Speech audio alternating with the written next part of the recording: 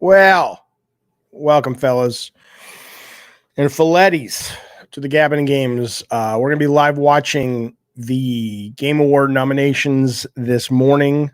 Live, I guess, from LA, from the theater they are streaming the show from on the 8th of December. We're going to be watching that in just a little bit. Talking about the news of the day and talking about the awards, of course. Now, look, what I will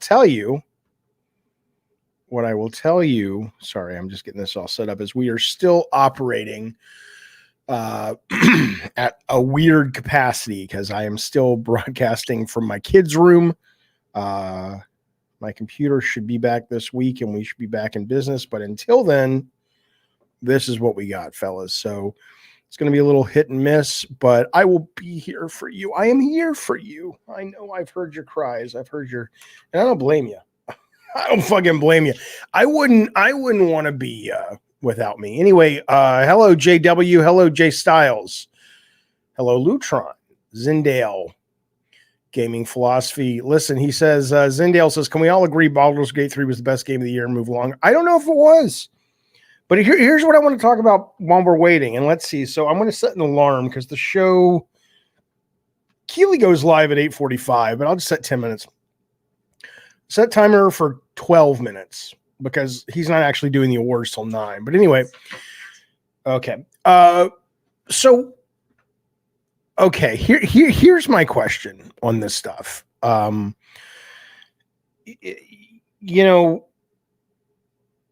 The idea of awards, I think about this a lot, obviously, and I've talked about this ad nauseum on other episodes, but regarding or considering where we're at today, it bears repeating. So, I've been on these nominating committees. I don't have a lot of faith in any of these award shows in terms of the shows themselves actually representing the best of the best, right? Because there's just too much crazy shit that happens. There's, people don't play any of the games, but they get to vote. They don't finish the games. They vote for their friends. The categories don't make a lot of sense. And so my question becomes, number one is it worth trying to care and fix? Does anyone really care? I know the horse race is fun. I know it's fun to debate and discuss, and maybe that's all it's for. But am I the only one that would be like, it would be nice if there was an award, whether it was Keeley's or whether it was, the DICE Awards or something that really represented the industry's best swing for the fences in regards to celebrating the best that year. And I think I have 3 suggestions, right? And they're pretty simple.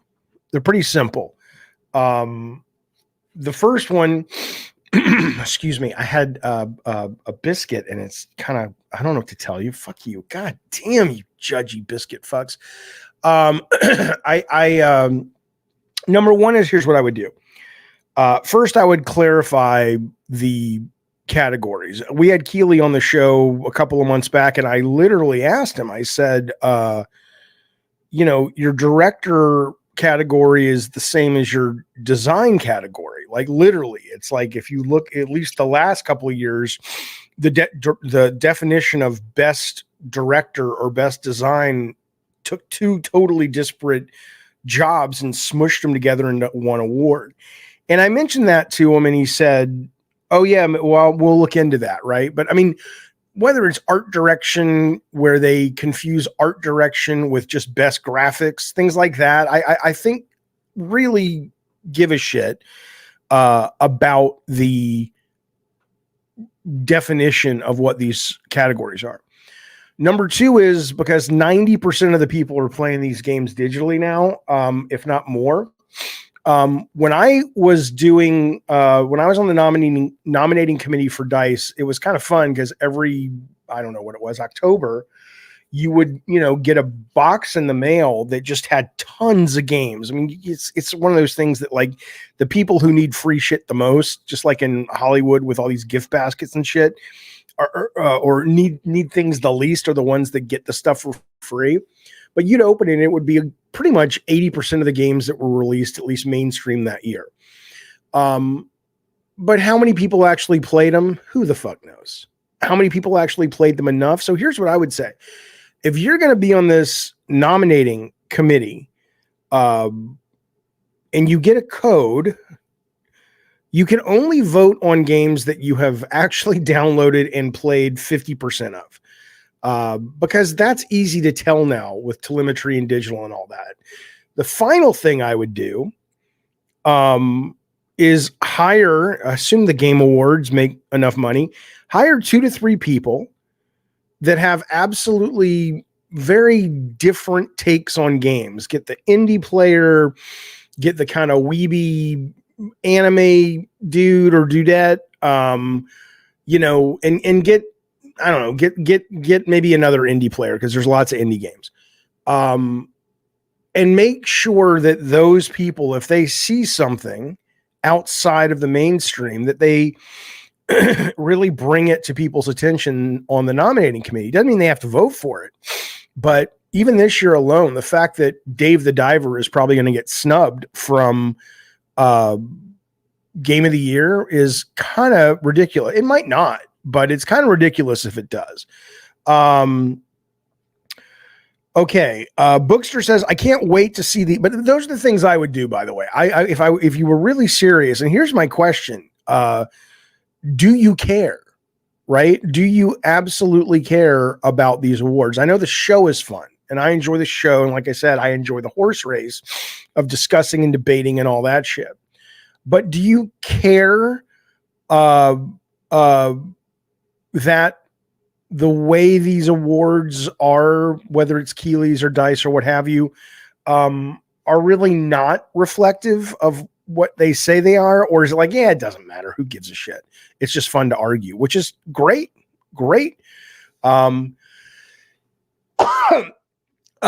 should have a game of the year and an indie game of the year, says Gaming Nating. I don't agree. I just don't agree. I'm not saying that if you have a indie game awards, fine, but game of the year, what you're basically saying is budget determines quality, and that's fine. If that's what you want to lay out and say, this is, you know, these are awards for games that are really expensive. Okay. But I don't think it represents anything. And it would be like the Oscars saying, well, I mean, look at how many indie films win the best picture. It would be like saying, well, those don't count because they only cost, you know, 30 million to make or whatnot. Hey, there's our good buddy, Ricardo Esteves. How you doing, man? How's life? How's life as we swing into the Xmas season in Peru? Link with a lightsaber says, nobody should really feel deeply about these awards. Yeah, I don't see many people in the chat. Michael Quinn says the awards are meaningless. Tally says, I hate that nominees are media pick. Let the people decide. The problem with, I mean, there are, I think the Golden Joysticks and even Keeley's show, I think there are, you know, awards that are based on the public, but the problem with that is, and that just becomes, you know, that at that point, that just becomes a popularity contest, you know. Brett Williams says, thankfully, I don't need a game of the year for my favorite game to validate me, and neither does anyone else. Yeah, I agree. I don't think you need it, but the question is there any value to, and so far, unlike the movies, it's not like something wins game of the year and suddenly it gets a shit ton more marketing and money because people buy games based on that. Conglomerate, I agree. I love me a new stream of trailers. I was listening to Colin's show, and him and the boys with a Z were talking about a lot of the Sony games that could be ready to announce at Keeley's show. They were talking about Concord, which apparently is coming out in 2024. We know Wolverine is rumored to be coming out in 2024 based on one of the concept artists that worked on it. I think that makes a lot of sense. Time-wise, I think that makes a lot of sense launching the PS Pro, which they haven't announced, but come on, we know what's going to happen. So It would be great. And I do think we'll be seeing a couple of new trailers. We'll probably see the Grand Theft Auto 6 trailer, don't you think? I mean, it may not be 6. It may be Grand Theft Auto Online 2 or whatever they call it. But whatever they said in December they're dropping a trailer.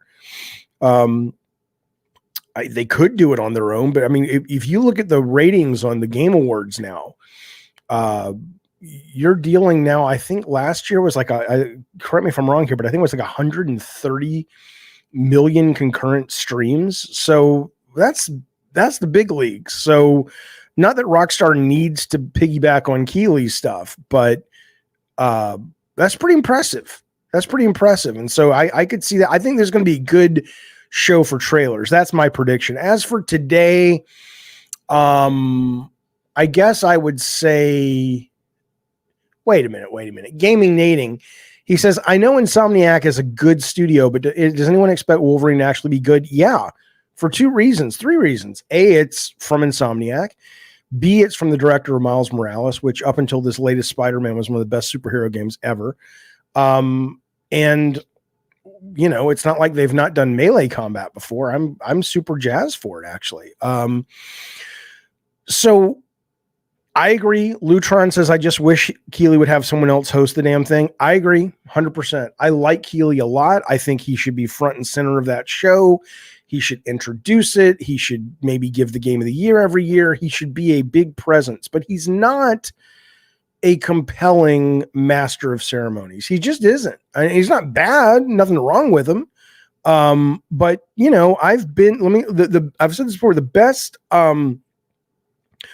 best DICE Awards I ever went to was when they had the actor Jay Moore hosting it. And he was, Toxmon says he does just fine. Right. I don't want just fine. I want to be entertained from the beginning to the end. I want the human centipede of award shows.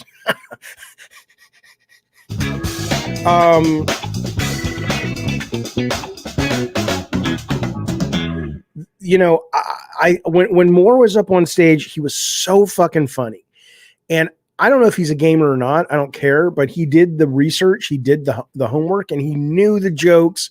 He knew enough of the inside baseball. It was great. And, you know, and yet talk says anybody but Greg Miller. Greg Miller is not the world's best host. Keighley is not the world's best host. It's a real job. And I don't mean one of these people that are just like, oh, I'm a presenter. I mean like a fucking, you know, somebody who owns the fucking room. Zendale says, get Christopher Judge to host. He's still giving his speech from 2 years ago. If he wraps that up, perhaps. All right, let's now again, we're going to be very hit and miss today. Just because, look, there's my answer. Isn't that great? Just because I'm operating on like one engine right now. So let me get the show up. Let me get Keighley's show up. And then as we're waiting for it to roll, we'll talk about nominees. It's gonna be a little, whatever. Hey, there we go. See, right on time, baby. Come on now. Okay, there's Keighley's show. Okay. Okay, we're getting there. Don't forget, by the way, today at 2:30 California time, I will be streaming the early access Beyond Sunset. I will also be giving away about 3 to 4 copies of that game. It is really good. The demo was good. The actual game is meaningfully better than the demo. So, okay, give me a second. I'm going to get this up and running. Okay, Chrome stream. No, I have not finished Alan Wake, but I definitely want to. I haven't been gaming much this last week. I've been dealing with my computer nightmares, and I've been reading a lot. I read a great book this weekend. Hang on, let me get this working first. Okay, share screen. Game Awards. All right, so that should be going. And then let's make this full screen. Un momento. Okay, so that should be working. And once it goes live, I will, go full screen. Free Palestine, says Danny. Yeah, I agree. I agree. I'm not anti-Semitic. I'm not anti-Jewish folks. I'm not anti-Israel, although I am anti-Israeli government right now. All right, here we go. All right, let's get this working first and we can talk. That's as pals do. Shh, God damn it. Shh, my head. All right, fellas.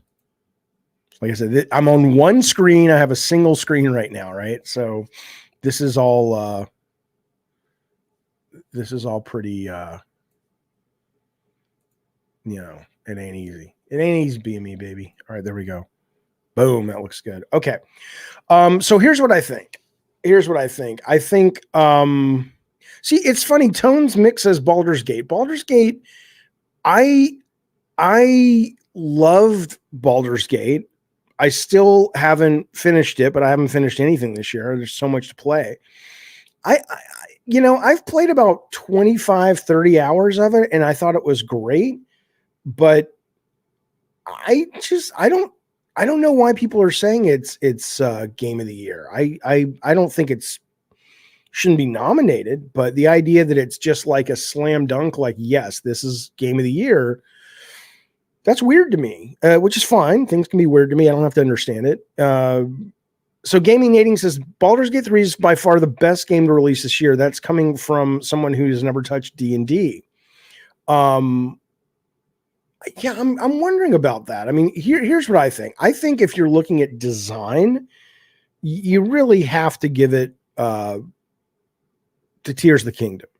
I think if you're looking at writing, that's a little tougher. A lot of people would say Alan Wake 2, which I haven't finished, and Ricardo's in the chat right now saying that he thinks that should get Game of the Year. I've heard a number of people say that. So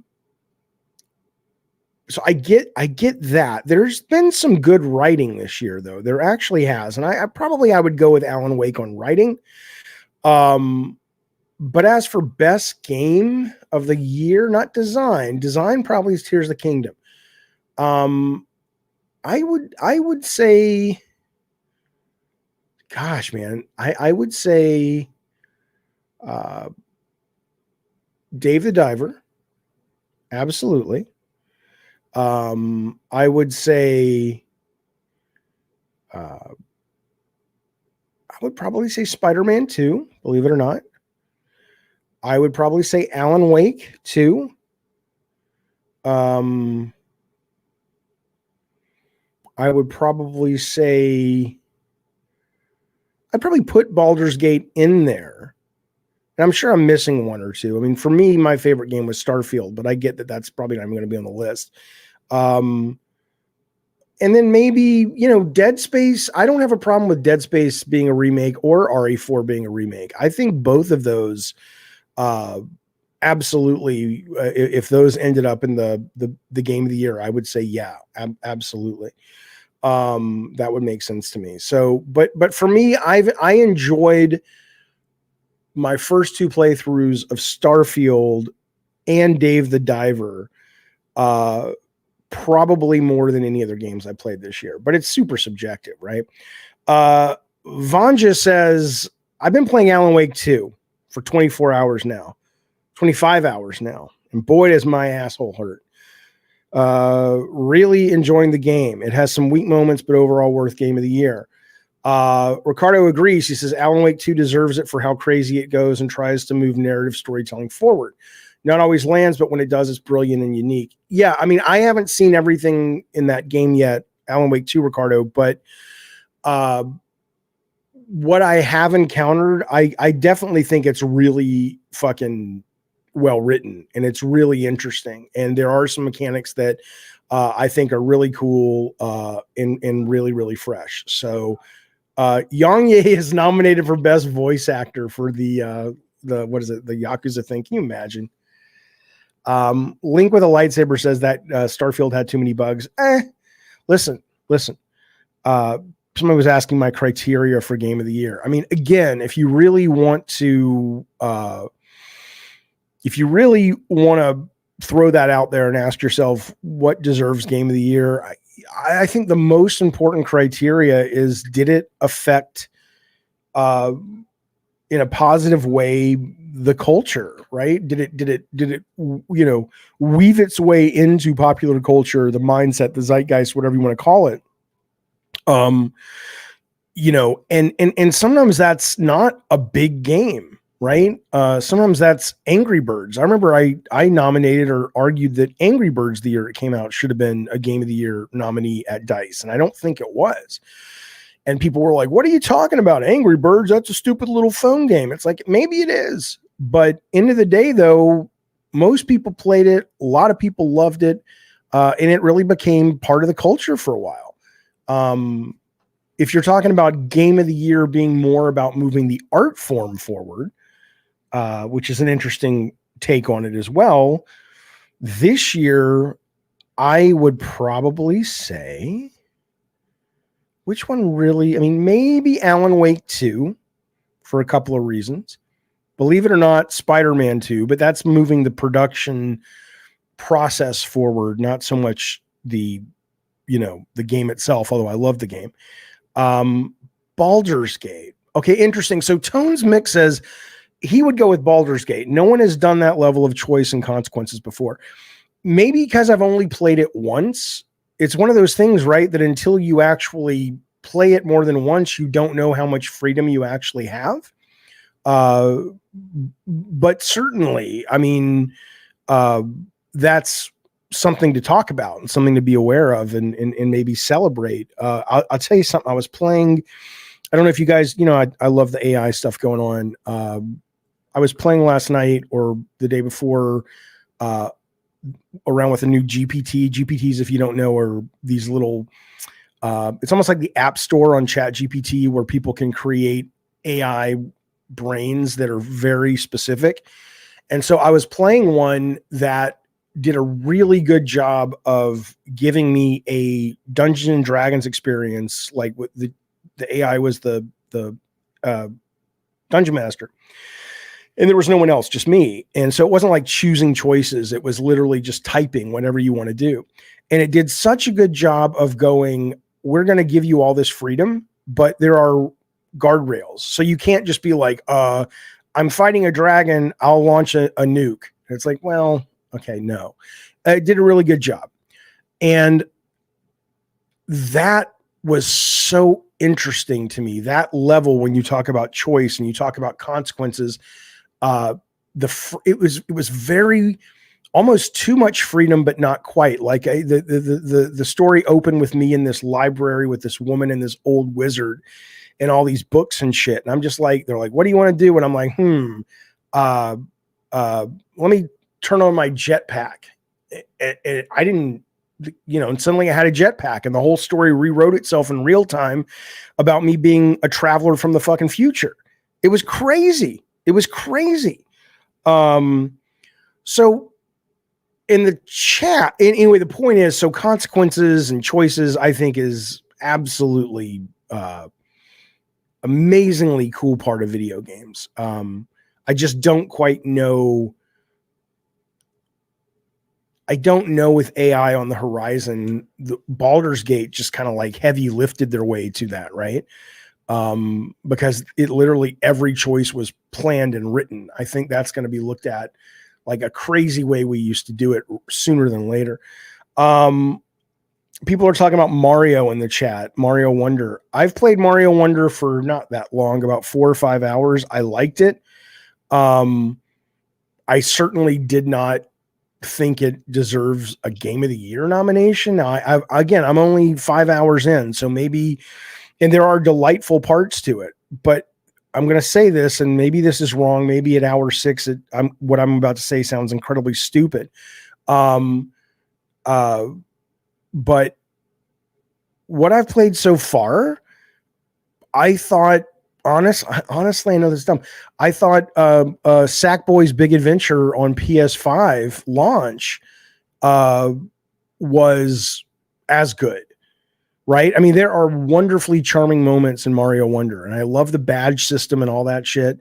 But I can't fathom people saying, "Oh, that's Game of the Year." But maybe no, I can't. That doesn't make sense. It doesn't make sense.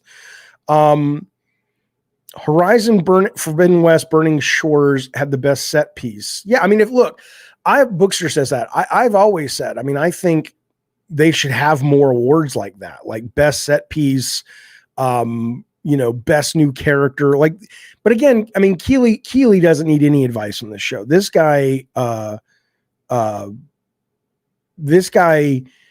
every year seems to double, triple his audience, right? So he knows what the fuck he's doing.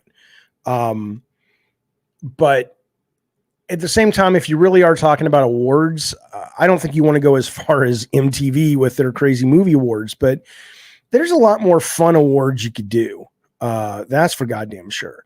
Than what they do now. I think people would be more interested in, best kill of the year, or I know that sounds dumb, but it's fun. It's fun, just the whatever. Fuck you. My quick 2 cents on Modern Warfare 3, Hamza. I haven't even played it. I own it. I bought it pre-order because I've loved the last couple of Modern Warfare campaigns, and I've heard such bad things about it that I have so many things I want to finish that it's not even on my radar right now. I'll probably load it up for the very first time when we do a game night coming up. But Armored Core, Avi plays Armored Core 6. Lies of P and Armored Core 6, I think a lot of people are going to be talking about for a very long time in terms of how influential they both are. But I don't think we'll see either of those in Game of the Year.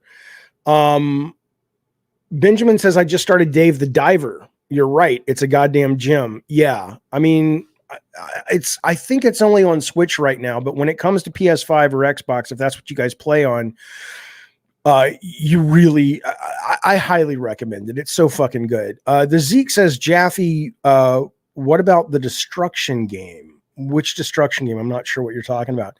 You guys are coming at me in the chat saying that, Sackboy's Big Adventure, to compare it to Mario, is stupid. No. Look, I'll tell you something. If you've played the new Mario, and it's in the second level, so I'm not going to spoil anything, but you've heard people talk about, oh my God, when the fucking, what are those Venus flytrap plants, when they start singing, it's like, it's so creative. Dude, the goddamn cockadoodie Sackboy's Big Adventure did that with Uptown Funk. I had never seen anything like that. It was so fucking cool. And so I'm not saying that overall it's a better platformer, but the idea that Mario Wonder comes along and gives an injection of creativity to the platformer, I don't disagree with that, but I just don't understand why people are losing their fucking minds over it. Did I play Moonlighter? I don't think I did. Dave the Diver is just, hello Oz, good to see you, buddy. Dave the Diver is just, I don't even know how you would describe it. It sounds terrible when you describe it. It's kind of like Diner Dash with sushi, but then it's also like a little bit of Stardew Valley, but not a lot. So it's not like slow and boring. And then it's got the action component, which is probably 70% of the game, which is like, I don't fucking even know. It's got a little Legend of Zelda, like one, like back on the NES in it. I don't know how you describe it, but it's great. It's fucking great.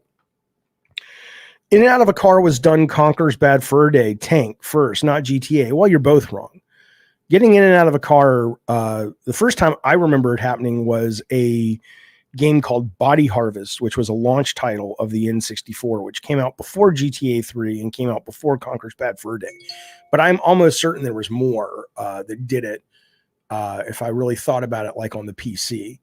I haven't played Dredge. I know I played the demo and I liked it. All right, here we go. Let's get the sound going. Hang on a second. Like I said, give me 2 seconds to make this work for us. Window. Hey, there he is. There's the old knucklehead. I know you can't hear him. Give me a minute. Thursday, December 7th, we will celebrate the best of the best at the 10th Annual Game Awards, streaming live everywhere. All right, can you guys hear? At the Peacock Theater in Los Angeles. I'm Jeff Keighley, and it is finally time to reveal the nominees across more than 30 categories. And to help select the winners, You can vote in all categories starting now at thegameawards.com. Hello, Roberto. This is going to be a very special TGA filled with new game announcements from teams around the world, and in the coming weeks, we will have much more to share. But now, I am honored to get to the task at hand. Here are the nominees. No, this should be live, Keely. Maybe it is live. It doesn't look live. Looks recorded. For Best Performance, the nominees are Ben Starr as Clive, Final Fantasy XVI. Cameron Monaghan as Cal Kestis, Star Wars Jedi Survivor. Idris Elba as Solomon Reed, Cyberpunk 2077, Phantom Liberty. Melanie Liebert as Saga Anderson, Alan Wake 2. Neil Newbon as Astarion, Baldur's Gate 3. And Yuri Lowenthal as Peter Parker, Marvel's Spider-Man 2. For Best Ongoing Game, turn up Jeff. Okay. Apex Legends, Cyberpunk 2077, Final Fantasy XIV, Fortnite, Genshin Impact. In the category of Best Multiplayer, presented by Discord, Baldur's Gate 3, Diablo 4, Party Animals, Street Fighter 6, and Super Mario Bros. Wonder. The nominees for Best Art Direction are Alan Wake 2, Hi-Fi Rush, Lies of P, Super Mario Bros. Wonder, and The Legend of Zelda Tears of the Kingdom. The For fuck? Best Score and Music, the nominees are Alan Wake 2, composer Petri Alanko, Baldur's Gate 3, composer Borislav Slavov, Final Fantasy 16, composer Masayoshi Soken, Hi-Fi Rush, audio director Shuichi Kobori, and The Legend of Zelda Tears of the Kingdom, composed by Nintendo Sound Team. The Best Audio Design nominees are Alan Wake 2, Dead Space, Marvel's Spider-Man 2, and Resident Evil 4. Best Adaptation recognizes excellence in authentically creating shows, movies, and other creative endeavors based on video game worlds and characters. Here are this year's nominees for Best Adaptation: Castlevania Nocturne, Gran Turismo, The Last of Us, the Super Mario Bros. Movie, and Twisted Metal. For Best Narrative, the nominees are Alan Wake 2, Baldur's Gate 3, Cyberpunk 2077 Phantom Liberty, Final Fantasy 16, and Marvel's Spider-Man 2. Games for Impact celebrates thought-provoking games with profound pro-social media. Hey, Bukaki, I put a schedule up. Let me know if you're going to be on any of those shows this week. Chance of Sonar, Goodbye Volcano High, Chia, Terra Nil, and Venba. For Best Independent Game, the nominees are Cocoon, Dave the Diver, Dredge, Sea of Stars, and Viewfinder. For Best Mobile Game, the nominees are Viewfinder's amazing. Final Fantasy VII Ever Crisis, Honkai Star Rail, Hello Kitty Island Adventure, Monster Hunter Now, and Terra Nil. Best Community Support acknowledges the game for exceptional support, transparency, and responsiveness to players.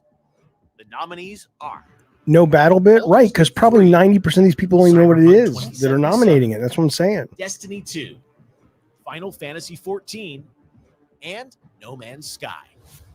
Okay, now it's time for Best Debut Indie Game, which recognizes a development team that hasn't been on the TGA. Bukaki, check the Discord. These teams published their first game in 2023.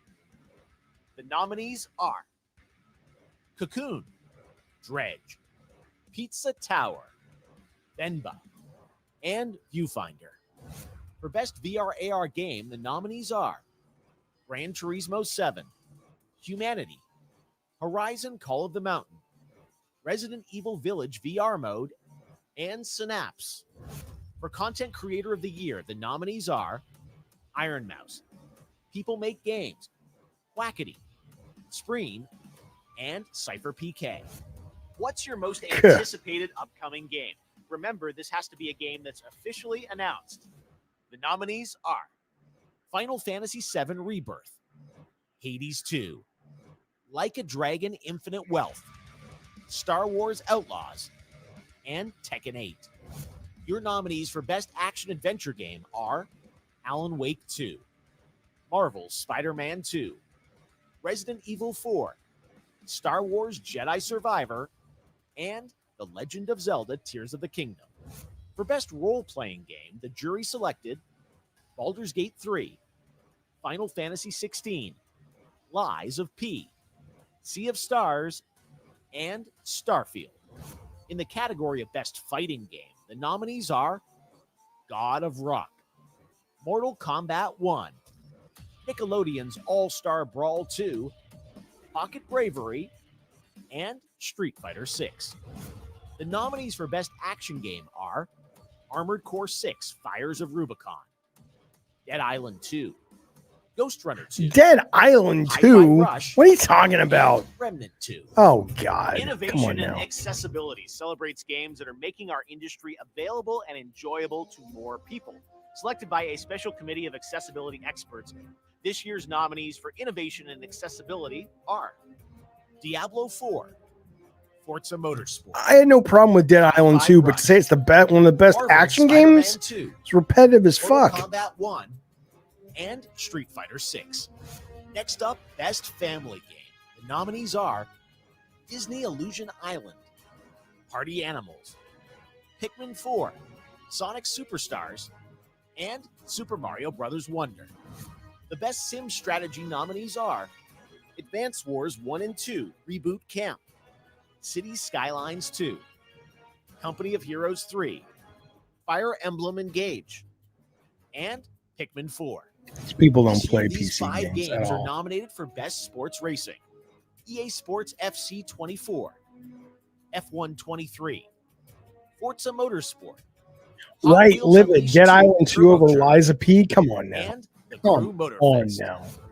Now a look at our esports categories, starting with Best Esports Game. The nominees are Counter-Strike 2, Dota 2, League of Legends, PUBG Mobile, and Valorant. Your Best Esport Athlete nominees are Come on. Demon 1, Faker, Come on. Hydra, Imperial Hal, Ruler, and Zywoo. I say this isn't Esports as a team are committee not very nominated healthy teams. guy.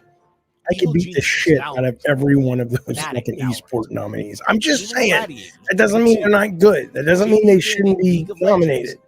and But Team it does mean they Vitality, shouldn't Counter-Strike. take pictures where they The act Best like they're Esports coach badass. nominees are All I'm saying. Potter, Homie, Gumba, Ecstasy, This is the stupidest Sonic. category on the and planet. finally the The nominees for Best stupidest Esports event category are on the planet. 2023 League of Legends World Championship, They just shut down. Last Team Or they of shut Paris down Major over one. 2023, The Evo 2023, championship. the International Dota 2 Championships 2023, and Valorant Champions 2023. All right, you ready? It's time for our final 2 categories. Best Game Direction, which recognizes extraordinary creative vision and innovation in game direction and design. It's not the This year's same. nominees are He doesn't care.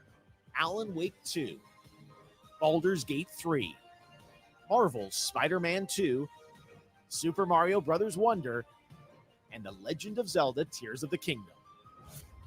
Okay, finally, on behalf of the jury, I am proud to announce the 6 nominees selected for outstanding. I've let him know. I've already told him on my interview with The him. nominees for Game of the Year at the Game Awards are Alan Wake 2, developed by Remedy Entertainment, Baldur's Gate 3 from Larian Studios, Marvel's Spider-Man 2 from Insomniac Games, Resident Evil 4 from There you go. Capcom, Super Mario Bros. Wonder from Nintendo, and The Legend of Zelda Tears of the Kingdom from Nintendo.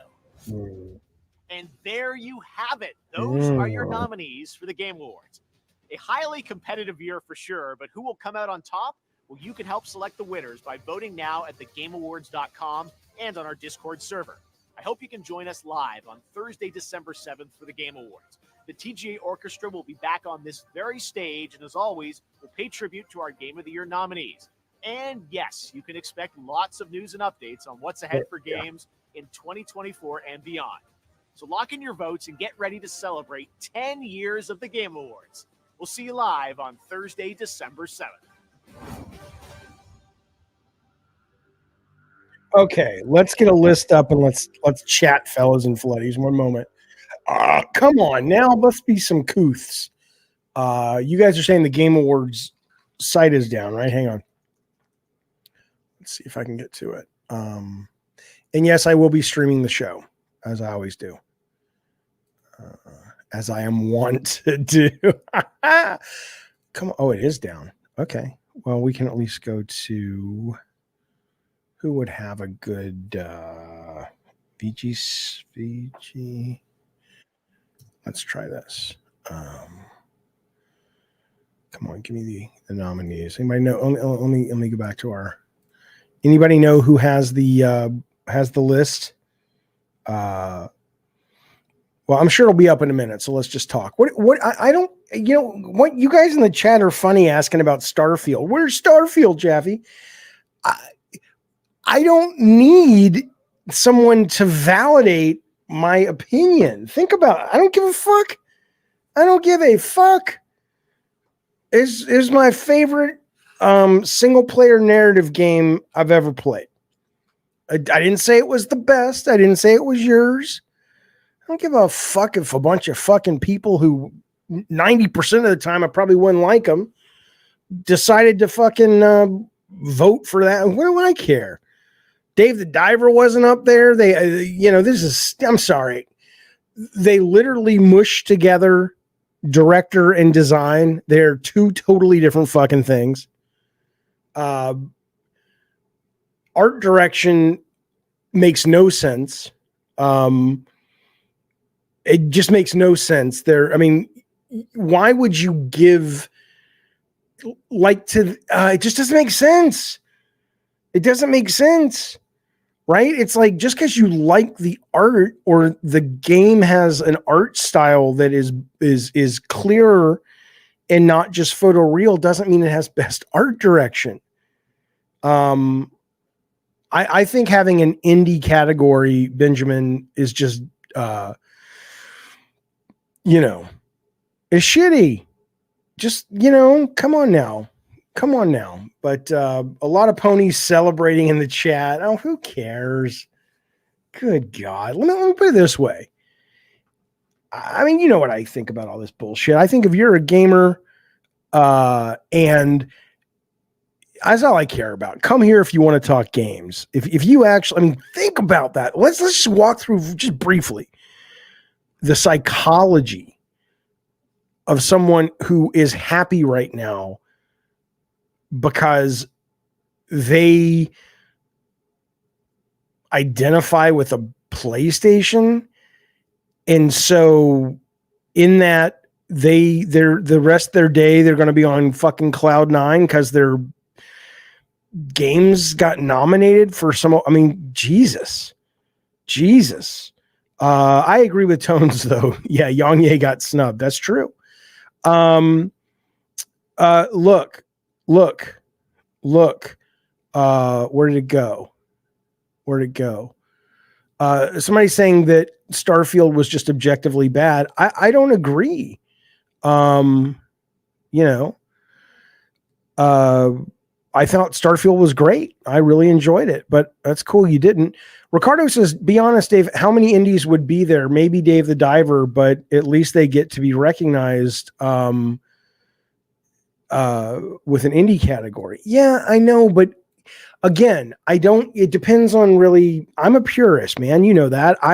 When somebody says these are awards that are celebrating the medium and the best the medium had to offer this year, I find it, frustrating when those awards are not that. And the idea that you're going to say a game isn't going to win or isn't going to be nominated because it didn't cost as much is such a lack of, it displays not only a lack of understanding about the medium itself, but it displays an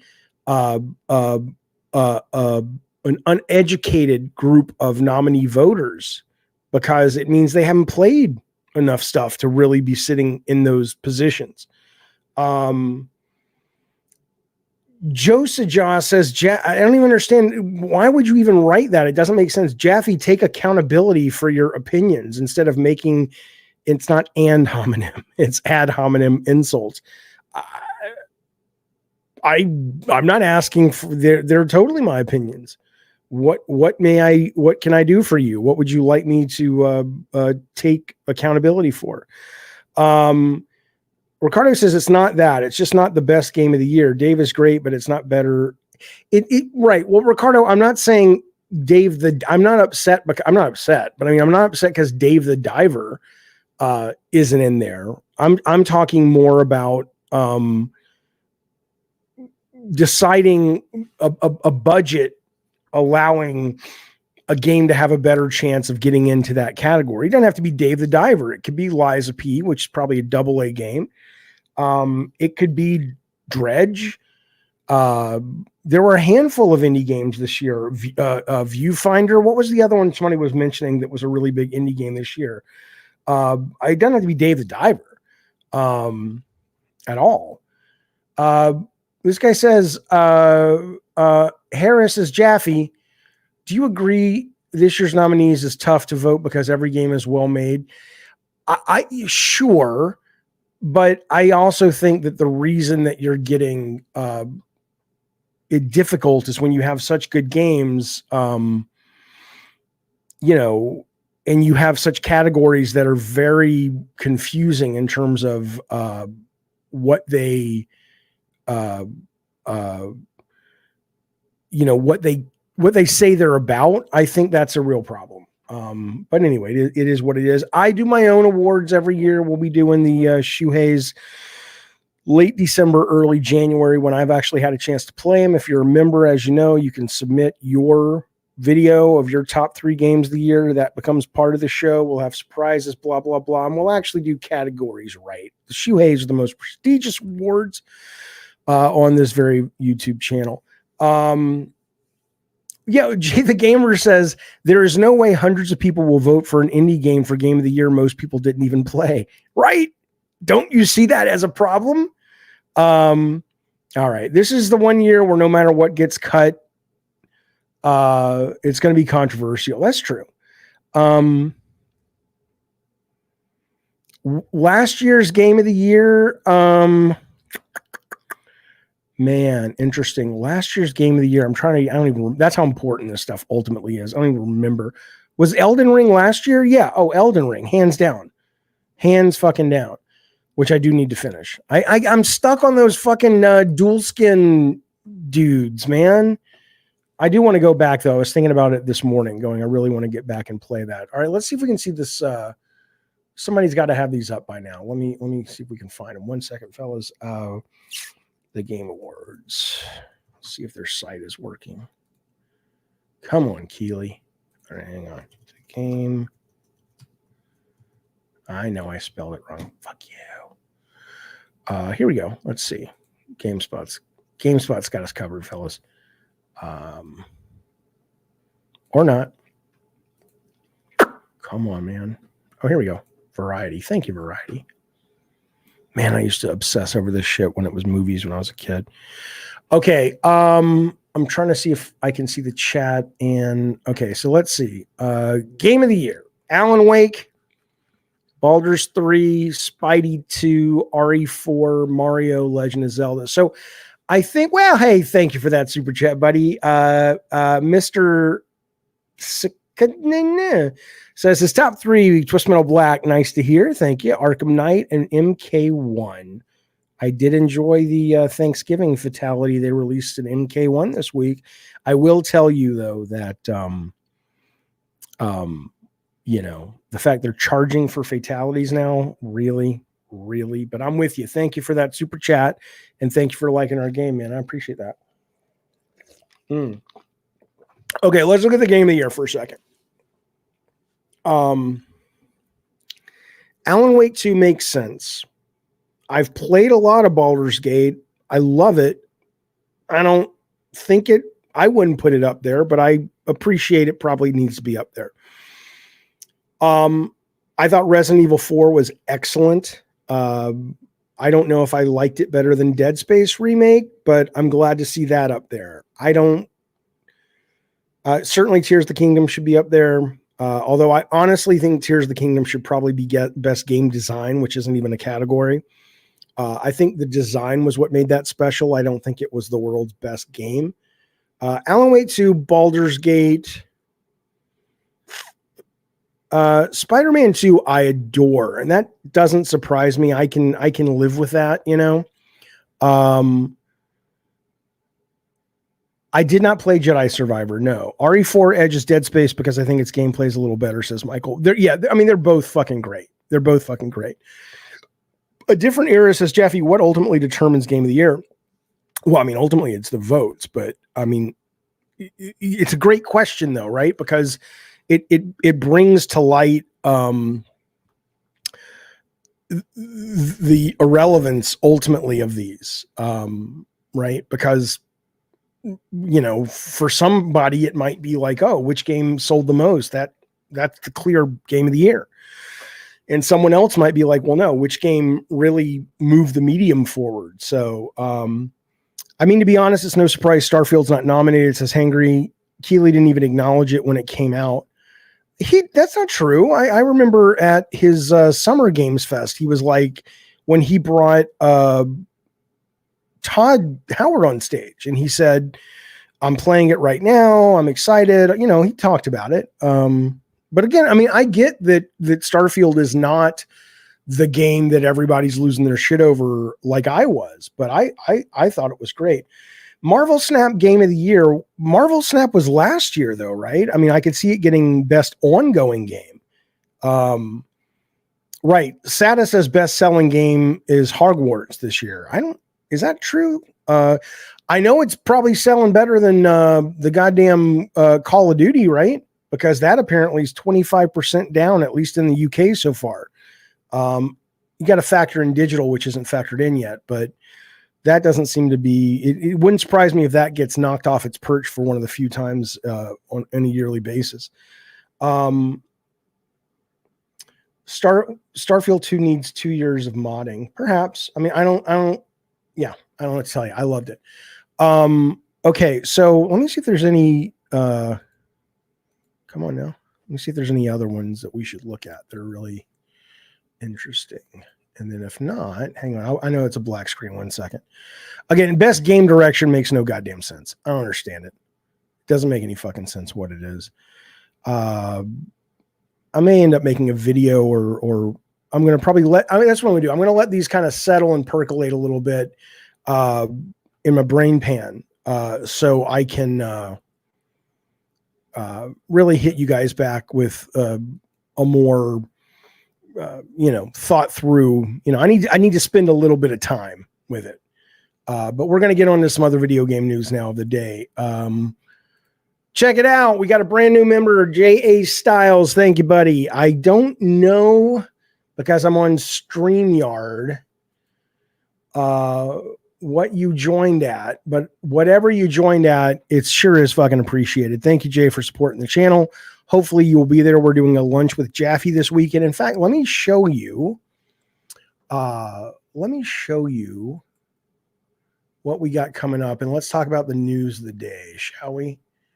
Let us discuss the news of the day. Okay, that goes there. Let me get this other screen. I know.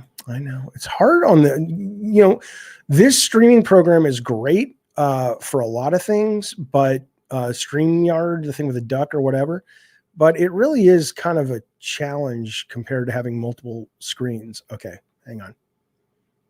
Like, yeah, Jaffe, whatever. Just fucking show us the goddamn thing, you son of a bitch. You're not nice to me. My mom said you'd be nice. Shh. Okay, hang on.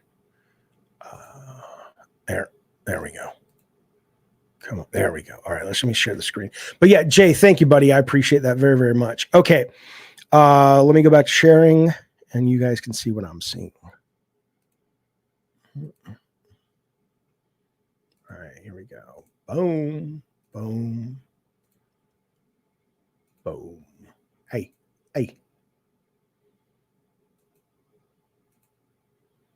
What's happening?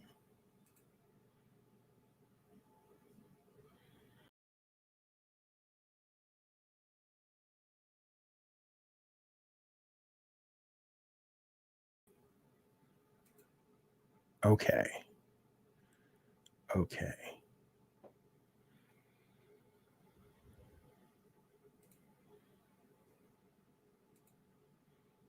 There we go. Okay. Can you guys hear me? And can you guys see the screen? If you can, we're off to the races. Okay. Yeah. So like I said, I will create a video. Maybe we'll do a live discussion debate once we've had some time to let all these categories sink in. Overall, it's, none of this makes me like, the only thing I'll tell you right off the bat is get rid of the esports stuff, man. I mean, not to be a dick to people who are into esports, but you are literally taking up 1, 2, 3, 4, 5 categories.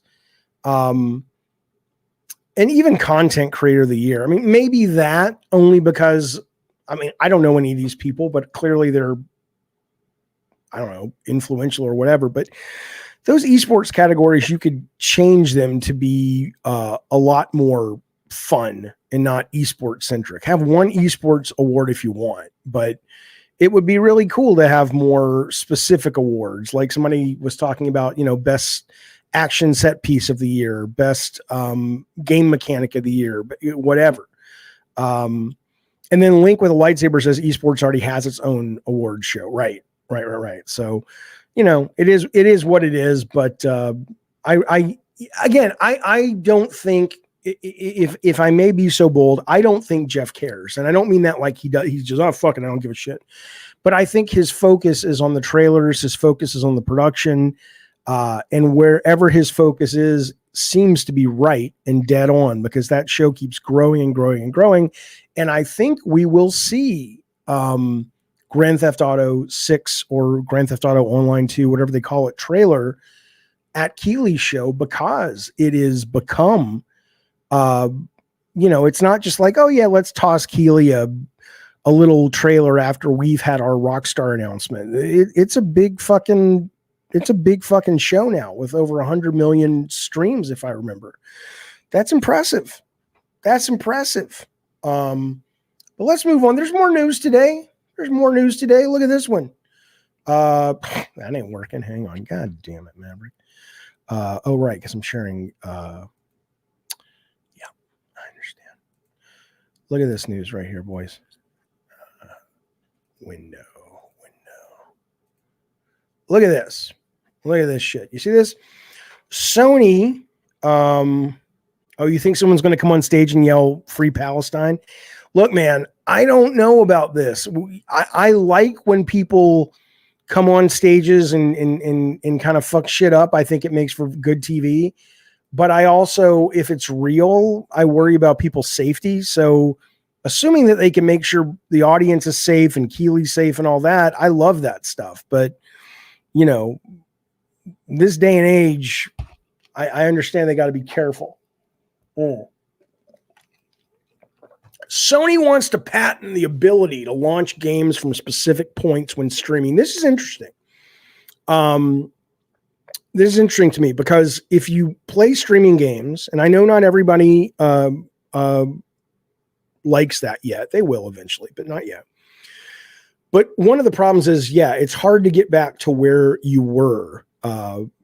It's like, oh, you got to go through the whole loading and title screen. And it just, getting in, getting out, that's the value. Deacon in, deacon out, that's the value. So this will help with that. But I thought this was really fascinating though, because it's not just that. What they're saying is they will have these things. I'm trying to think, it's a patent they just filed. So this isn't necessarily coming tomorrow, but they're called trigger points. And the developer and Sony will decide, here are the 50 trigger points that go into, say, Alan Wake 2, when this happens and this happens, and, the obvious ones like the boss beginning and the chapter 3 beginning and all that shit. But you can do whatever you want with it. And they give some examples. One I think is really clever. They're like, if you're watching HBO's The Last of Us and there's a sequence that's directly based on the game, you could literally click on that same show and open up a streaming window and play the part of the game that inspired that part of the show. I thought that was pretty cool as an example. They also had another example in terms of just the idea of the idea of Benjamin, I'll answer you in 1 second, of making it like DVDs. I know in some ways this is just totally awful, but the idea of saying, hey, here's Spider-Man 2. You want to go right to Venom? Cool. Go right to Venom. Like, you don't have to earn anything. If you want to earn anything, you can. Like, you can play through. Maybe that's how you'll get trophies or whatever, the good ending. But you can also just kind of peruse the game however you want. I think that's cool. It says it also means if a game has multiple routes at one point, players could revisit those sections and see what making a different choice could have led to. Yeah. I absolutely 100% agree. I think stuff like that, depending on the game, would be really fun and really interesting. So I'm into this. Leanne just says the concept of patenting game mechanics eats ass. I would agree with you. I don't know if this is patenting the mechanic or the way they want to execute the mechanic, because I know it's relatively difficult to secure ownership of a play mechanic. But you can, and there have been examples of it, but the idea of saying, well, no, anybody can do this, but the way we're doing it is we want to own that because we think there's great financial value in it. Right. But yeah, I don't know. I'm interested in this. And somebody was saying, oh, Stadia already did this. Well, Stadia said they were doing this, and I was a big fan of Stadia's pitch, but, Stadia, though, ultimately didn't do a lot of the stuff they promised, or when they did, it was only for a very specific number of games, and they never quite delivered or even got close to delivering, though. But what do you think about that? What do you think about the idea that somebody can put out a game like Alan Wake 2, and you can play through it linear if you want, but if you want to just jump around and see stuff and see how it ends and see some of the stuff your friends have told you about or whatever, that you can just absolutely do that. It would be like buying a book and skipping around, or buying a DVD and jumping to where you want. Or do you think that's kind of hurts the medium, hurts the art form? You're right. Mutant Mo says Diablo 4 got snubbed. That's a really good point. Did Diablo 4 get anything in the awards this year? Yeah, absolutely. Jay Styles says that doing this patent could entice developers to not put useless filler in their games to pad out length if people could go past it. Sure. And I love that. I fucking love that. I love the idea of that, or streaming services, or any of these things that really change the medium of design, to let gamers force developers to get rid of some of the crutches that they've been using over the last few decades. I'm with you, Jay Styles, 100%. Somebody was asking about the schedule. Here's the schedule. We'll get to some more news in a second. We're doing this right now, and then later today, 2:30, I'm playing Beyond Sunset. It is an early access now. The demo was great. This is even better. The actual early access game is really fun. It's a boomer shooter meets Deus Ex. It's almost like Doom meets Deus Ex Lite. I've got about 4 codes to give away. I'll be doing that today at 2:30. Tomorrow at 2:30, normal Gabbing Games. Members, lunch with Jaffe, 2:30. On Thursday, sorry, not tomorrow. Wednesday is Gabbing Games. Thursday's lunch with Jaffe. Friday's Pot and Popcorn. Thursday, Friday is members only. And then Saturday, 2:30, we're doing another Gabbing Game. So that's what's going on at the moment. So, okay. Remedy, which I didn't even remember they were doing this. Do you guys remember this? Remedy's free-to-play multiplayer project Vanguard is now called Kestrel, a premium co-op game. Here's the big news. Tencent published game is switching focus due to the risks of free-to-play. Think about that. Yes, all member tiers, Addy Pie. Think about that. The idea that even Tencent is going, wait a minute, maybe we committed a little bit too much to this. It's weird that it's Remedy doing. It's weird that Remedy is doing a game like this. Like, I hope this, I mean, I don't know. What do I care? If they made money and they did it just for money so they could fund Alan Wake 2, great. Who gives a shit? But certainly what we've seen from Naughty Dog and some of the revolting PlayStation studios is a sense of, hey man, we're a single player narrative team. We don't want to fucking make games like this, but you know, whatever it takes to get the ducats for Alan Wake 2 and their IP that they own. But yeah, this is what Tencent says, or Remedy says, about the decision made by Tencent. Due to uncertainties in creating a successful game to the rapidly changing free-to-play market and associated risks, we've discussed a new direction for the game. It will return to concept phasing, with some of the Vanguard development team moving back to work on other Remedy projects. The core leadership, this is all from Video Games Chronicle, by the way. Core leadership said select members of the dev team will stay on the Kestrel project and will focus on the project's new direction, which is more of a, they're saying it's going to be more of a premium co-op experience, basically, which is cool. You know, they probably can do that better anyway. We are creating another distinct Remedy game with Tencent's continued support, making a great co-op multiplayer experience. So we'll see where it goes. Look at this. We didn't talk about this last week because I wasn't streaming because my computer shat the bed. But I do want to bring this up, and I do want to give props, as the kids say. I want to give the props to Microsoft, because I've been complaining for years now that these guys have really bad management. And and again, Matt Booty didn't get demoted. Matt Booty got promoted to, I don't know what these jobs mean, but this makes sense. If you go to Moby Games and you look at Alan Hartman, who's the new head of Xbox Game Studios, his pedigree, and you look at Matt Booty's, who this guy is replacing, Hartman has been in the trenches. I mean, granted, it's only been on a couple of genres, but still, the guy has made games, shipped games, dealt with delays and what causes, management. He knows how to make a fucking video game. That is who needs to be sitting in that captain's chair. I don't know. Matt Booty has been promoted to some position that I don't know what it means. I don't think it's a bullshit position. I just don't know if it's maybe more of a marketing position or something. It says, we know Sarah Bond ended up taking over Xbox. She'll be president. And then Matt Booty has been promoted to president of gaming content and studios. I don't know what the fuck that means. But still, I think we're going to end up with, let's put it this way. It's nice to see now that at least the most challenging acquisition targets have been dealt with at the moment. It's nice to see some of the management work being done to actually create an environment where those really insane gets in terms of acquisitions can really be utilized. So I'm excited. I'm excited for that because as I've said many, many times, I have a great deal of faith in Phil Spencer's vision. I just don't think their management's good, but this is a sign of good things to come. Listen to this.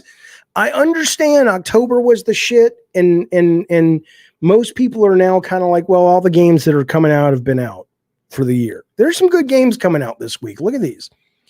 I don't give a shit about Hogwarts Legacy on Switch, but a lot of people do. Turok 3 Shadows of Oblivion. I know, but this is from, what are those guys that do a lot of the retro games? I want to say they just got bought by Atari, but no, that's a different company. I think this is, I don't know who does these, but their Turok games have been really good.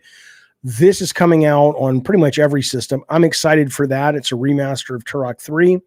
Teardown, which I think is a day one Game Pass game, is sublime. I don't know how it's going to play on console. I played it with a keyboard, but it is such an interesting, fun, creative, try anything you want and it just works kind of game that I really do recommend it, especially if you have an Xbox Game Pass subscription. You don't have to pay anything. So jump on in there, motherfuckers. The Last Faith. Do you guys know what The Last Faith is? This thing was awesome. I played this demo. Look at this. It's basically Bloodborne.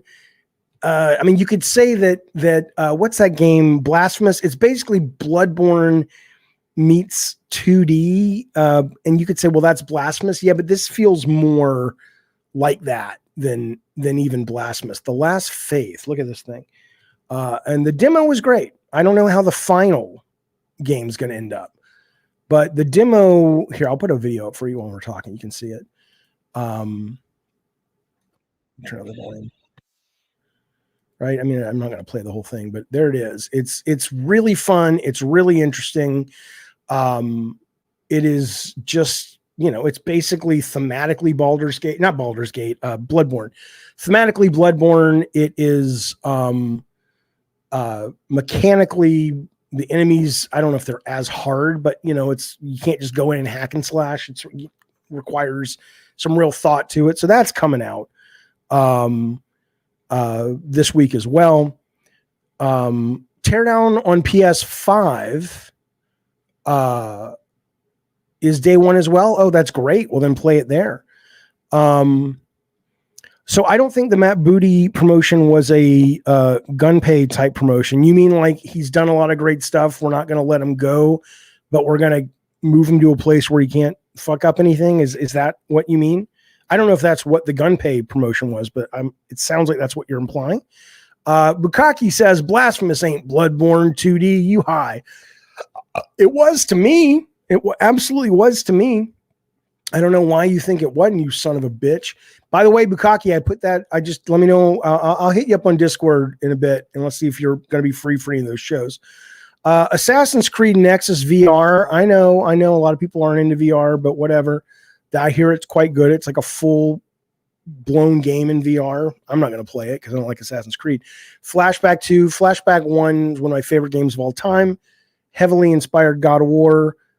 They're putting a sequel out this week. I don't know if it's going to be good or bad, but I'm there. I'm there for it. Persona 5 Tactica. I love tactical games. That's coming out this week. And then, of course, Super Mario RPG. So, there's a lot. There's a lot. Sugar Daddy says, Jaffe, I'm fat. Well, does it bother you? I'm going to tell you something. I have we'll get to some more news in just a second. I have a doctor's appointment coming up this Friday. And, in the past, I've been like, it's like, hey, Jaffe, you probably could be a little healthier. I'm like, yeah, no, I know. I'm going to try this. I'm going to try this. I'm going to try this. And these are my best intentions. And then I have struggled to actually put that into practice. I would be surprised if I go this week and my doctor, because she likes to prescribe shit because she probably gets paid for it, probably doesn't say, hey, Jaffe, have you heard of Ozempic or have you heard of this other thing like that? And I don't know. I don't know if I'd be willing to try that. I might, but if I do, I'll let you know. I'm not going to be one of these people that, no, I just, no, I mean, I have no problem admitting that the food companies have absolutely done a hit job on my weak chemicals regarding how addictive I can become to fat, sugar, and salt. So people are like, really? That's what we're talking about in Gavin and Games. Yunmo says, isn't there a huge demand for that Ozempic? Yeah, I mean, there is. Absolutely. And, it's only a couple years old. So who knows in terms of using it for anything other than diabetes. So who knows? But let's move on, because today, I don't know if it's out today, but the reviews have dropped today for the PlayStation Portal. I've seen about 4 so far. They are all really good reviews in terms of they're saying, and this is the thing, if you don't know, this is the, the little fucking thing that lets you go, hey, I want to, play my PlayStation 5, but I have to be in the same Wi-Fi signal. It really only works in your house. If you want to play it on the toilet or in bed or on the couch, that's pretty much what the reviews have said. They're like, it's a great piece of hardware. It works. It does what it says. It feels great, blah, blah, blah, blah, blah. But the number of people that this is for, it's really weird they made this. I have no interest in this at all. But that's, I don't really have any of those problems in terms of I don't need to play games. I have enough options to play games in any room that I'm not kind of like going, I really need to play because someone else has the TV. See, that's not true. Left Control Gamer says it works anywhere there's Wi-Fi. Well, yeah, but you still have to have your PlayStation 5. It's still sucking from the PlayStation 5 data stream. If they eventually put their streaming on it, like Xbox does, then you're absolutely right. And then even though a phone can still do it, it becomes a little more valuable. But right now, the only reason you would use this is if you are remote playing with it, in which case that's a pretty limited audience for a dedicated piece of hardware. But that says, though, well, yeah, Toxmod says the PlayStation just has to be on. I know, but what you're saying is if I leave my PlayStation on and then I go 5 miles down the road to a coffee shop, the Wi-Fi signal is still going to be pulling from where? It's still going to be a terrible experience, I would imagine. I could be wrong on that. If you're basically saying, no, you can turn on your PlayStation and you can be 50 miles away, and as long as the Wi-Fi is good, it'll be great, then it becomes more viable. But that's not what I've heard. But maybe it's great. Maybe that part's great. Let me know if I'm wrong. Stoner Joe, thank you, buddy, as always. Stoner Joe drops a super chat. He says, these snozberries taste like snozberries. I know what you're referring to. I know exactly what you're referring to. Isn't there a new Wonka movie coming? Timothy Chalamet is playing Willy Wonka. I like the Willy Wonka. It's good people. I said good day, sir. I love that movie. Thank you, Stoner Joe. I appreciate it, buddy. Hope you're well. Will I buy one of these? No, Sugar Daddy. I will not buy a PS Portable or Portal unless what Tox is saying is correct. And as long as I have Wi-Fi, then the quality is good, then sure, that becomes a totally different thing. You can already remote play on mobile devices using a backbone. Why make a Portal waste of $200? I mean, I agree. I have a backbone. I would just use that. But John R says there would be tremendous or horrendous input lag. Right. I would assume so, but we'll see. Jaffe responds to filthy gray names before me, a paying member of the channel. Yeah. I honestly, I'll go up now that you've pointed it out, because I don't want to ignore you, of course.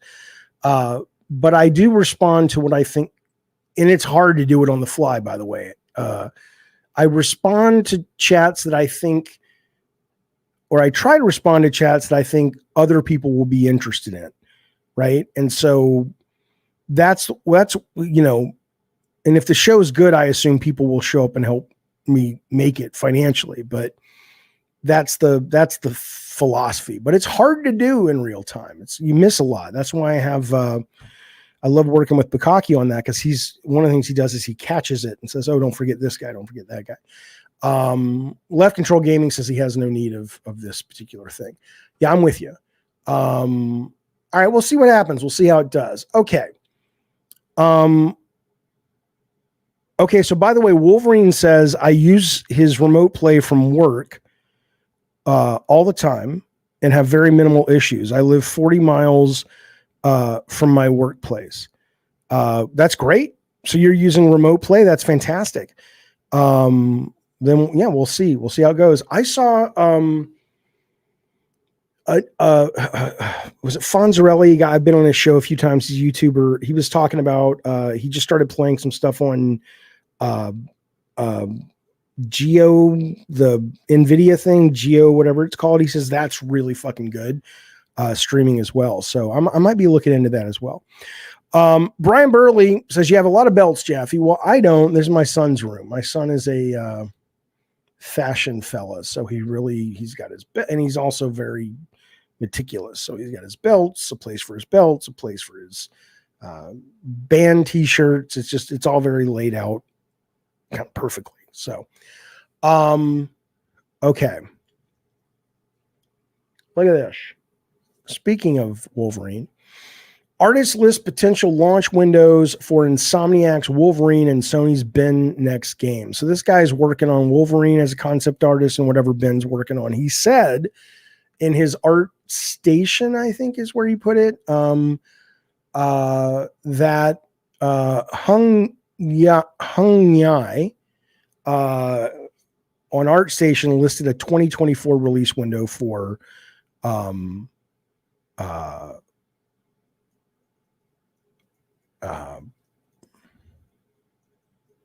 Wolverine. Sorry, I was looking at the chat. The problem is, Jaffe, you're trying to mix QA style streaming with a podcast. I don't think they mix well. They may not. I don't know. You guys tell me. Whenever I talk about not bringing the chat in as much until the end, people get upset with me. But yeah, you let me know. I'd love to hear. I'd love to adjust the show all the time to make it better. Okay. But yeah, Wolverine anyway. Sorry, I got distracted by that. Wolverine, I believe this tracks. I don't have any inside information, but I will tell you that for me, if you are coming out in 2024 and you've got Grand Theft Auto and you've got Wolverine and you've got PS5, I think PS5 Pro, I think that's pretty strong Christmas, pretty strong holiday. And you know what's really interesting? I mean, Call of Duty always recovers whenever, like, they recovered from Vanguard, they'll recover from Modern Warfare 3. But it is kind of disappointing for those guys that they're going into next Christmas, probably day one Call of Duty Game Pass, and they got the stink of Modern Warfare 3 all over them. You know, that's problematic. That's problematic. But I'm sure it'll be fine.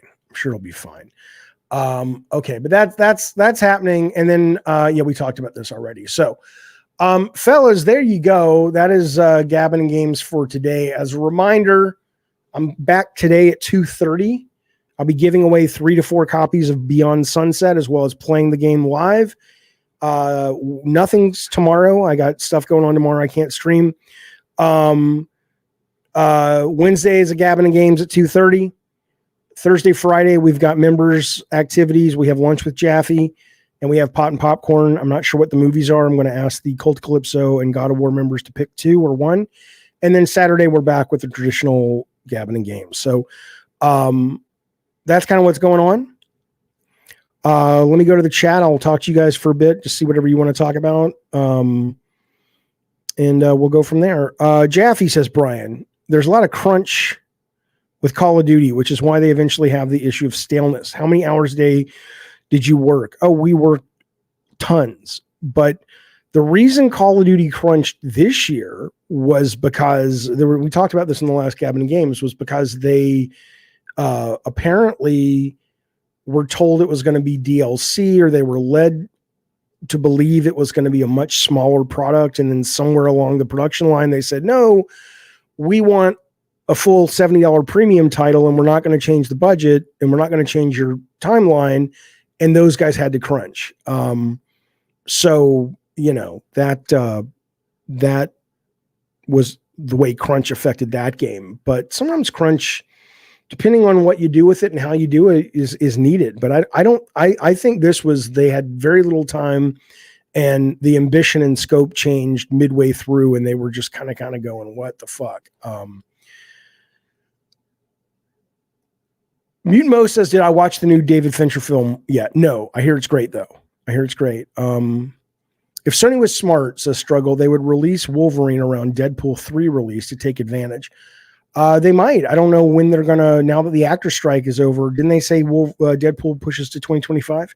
Senator Joe, lunch with Jaffe and pot and popcorn or any tier.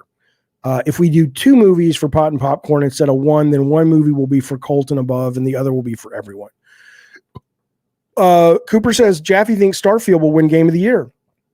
I don't, but I loved it. I thought it was fantastic. Will we get Devil May Cry 6, says Patrol. I don't know. I don't know how well 5 did. I'm not sure. But it's certainly not as successful as RE, for sure. Yeah, I love Starfield. I thought it was fantastic.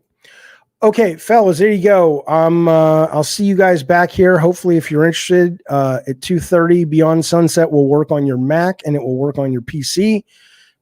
So obviously it's not out yet on console, but if you're interested in winning a copy, show up. If you want to hang out and play with me, filthy, show up 2:30 today. Otherwise, hopefully I'll see you Wednesday on the Gabbing Games episode at 2:30. All right, fellas, be well. And take it easy. See you guys. Z. Anyway. Hey, Bukkake Drive-By is coming up next with his smooth, sultry. I got nothing.